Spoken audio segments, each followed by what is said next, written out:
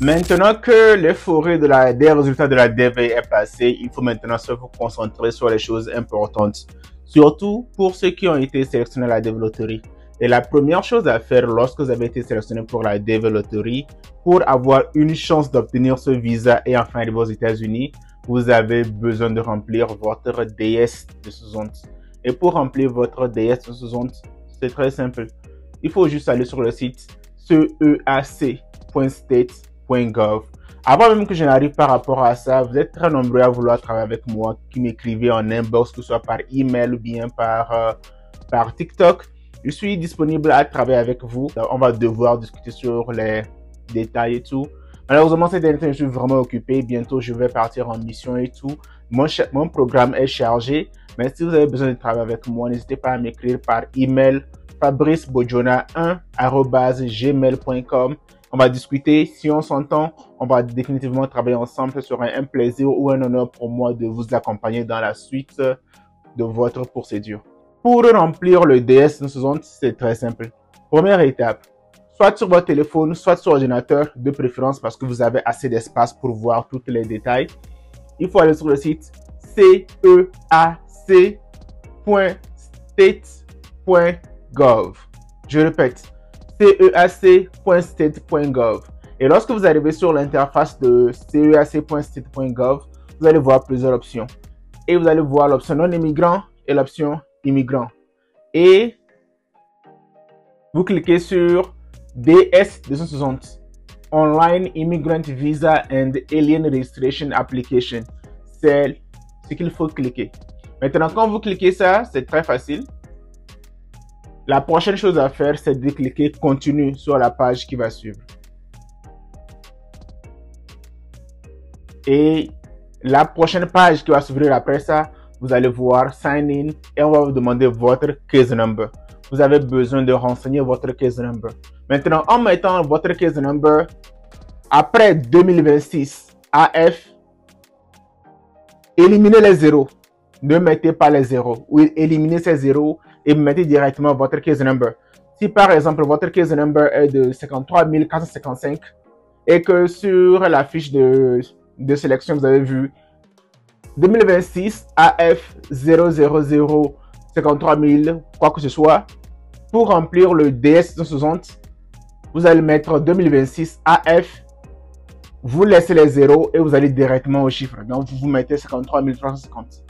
Et c'est comme ça, en fait. Maintenant, dès que vous aurez fini de mettre le case number, vous cliquez sur Continue. Donc, je suis en même temps, pendant que je vous parle, je suis directement en train de faire l'expérience comme ça. Je vous montre en temps réel ce à quoi ça ressemble. Et si vous voulez travailler avec moi, que vous avez besoin que je vous aide pour remplir le DS 260, contactez-moi, on pourra travailler ensemble. Donc, pour revenir 2026 AF, et je mets le case number. Maintenant, quand vous mettez le case number et que vous cliquez Continue, le reste des informations vont se débloquer. Et vous allez voir Enter the principal applicant surname. Surname veut dire nom de famille. Donc, on vous demande de mettre le nom de l'applicant principal. Vous mettez votre nom de famille. Ensuite, on demande de mettre votre date de naissance. Donc, la date de naissance de l'applicant principal. L'applicant principal, c'est la personne qui a été sélectionnée. Même si vous avez joué et que vous êtes sélectionné avec vous et vos enfants, on ne demande que vos informations, vous, en tant que sélectionné principal. Et le format, c'est le jour, le mois et l'année. Le jour, le mois et l'année. Donc, c'est l'ordre dans lequel il faut mettre ces informations.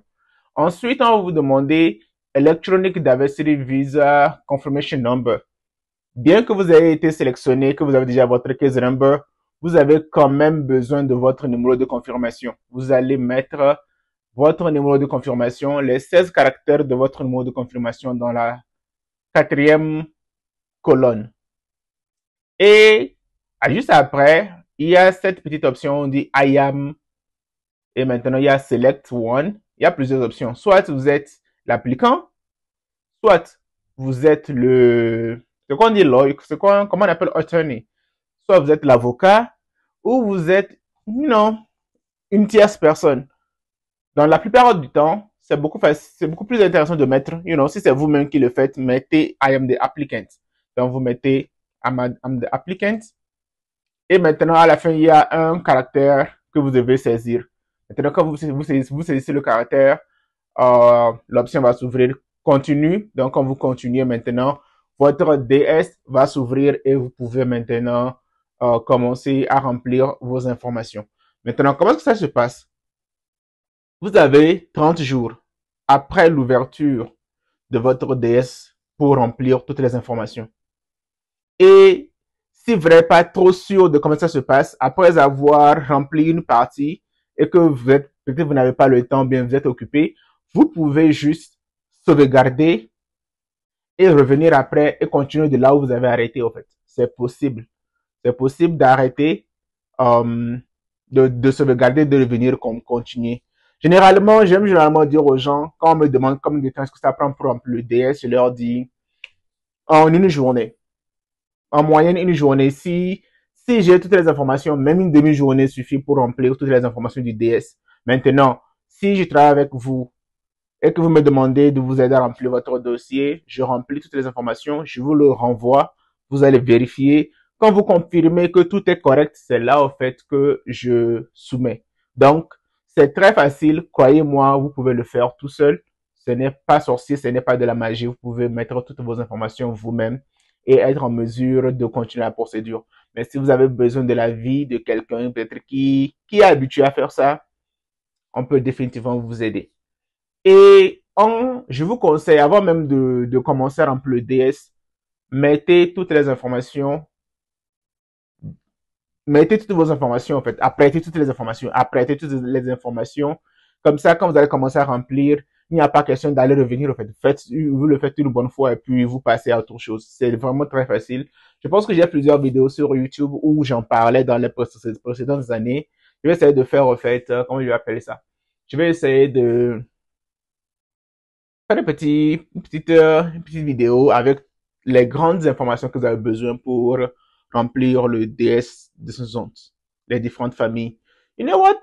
Pourquoi la prochaine fois? Je le fais en même temps. Faut que j'ai juste besoin de retourner dans mes archives, je vais trouver ça, je vais continuer parce que ce serait beaucoup plus facile comme ça. C'est pas terrible. J'aime généralement dire aux gens que remplir le DS, c'est, c'est vraiment très facile. C'est vraiment très facile. C'est vrai, les gens disent qu'ils ne veulent pas ils veulent pas faire des erreurs, mais à la fin de la journée, c'est pas si compliqué que ça. Pour d'abord commencer, on demande family information.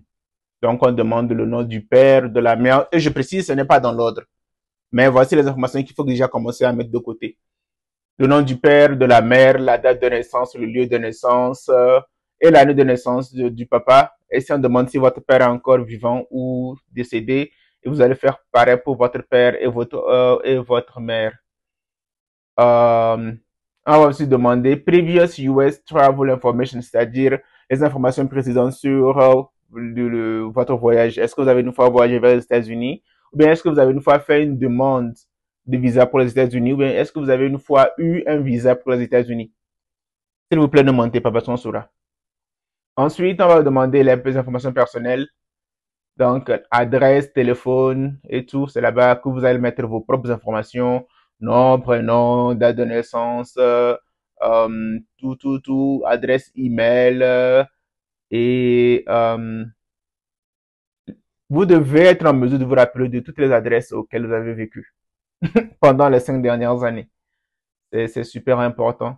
Mailing address et on va aussi demander l'adresse d'une personne chez qui une personne aux États-Unis où on pourra envoyer au fait la green card. Donc il faut définitivement commencer à réfléchir à ça, avoir l'adresse d'une personne qui vit aux États-Unis à qui on pourra envoyer votre green card. On va aussi demander les informations sur votre éducation, votre travail et vos compétences au fait. Donc, on va demander quelle est votre activité actuelle, euh, quoi encore. Où est-ce que vous avez déjà travaillé par le passé? Est-ce que vous avez une fois été employé? Quel est votre plus grand niveau d'études? Où est-ce que vous avez fait le lycée et tout? Les années et tout. Il y a ensuite cette option qu'on appelle Security and Background Information, où dans le meilleur des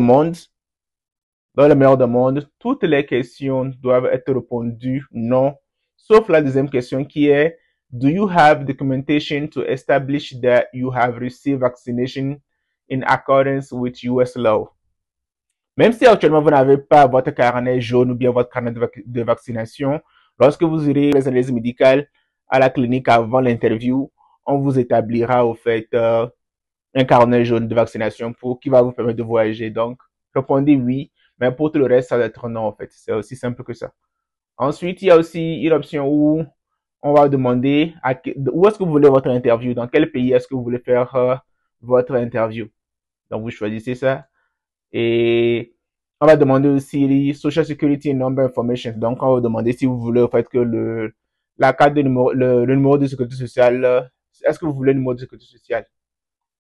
Donc, en gros, voilà, je suis pas allé dans le détail, mais c'est les grandes lignes, c'est les choses auxquelles c'est les questions qu'on vous posera, et c'est le type d'informations qu'il faut déjà mettre de côté, et il faut vraiment être technique, et il faut vraiment aussi aller dans le détail, parce que généralement, on va demander où est-ce que vous avez vécu durant les 5 dernières années.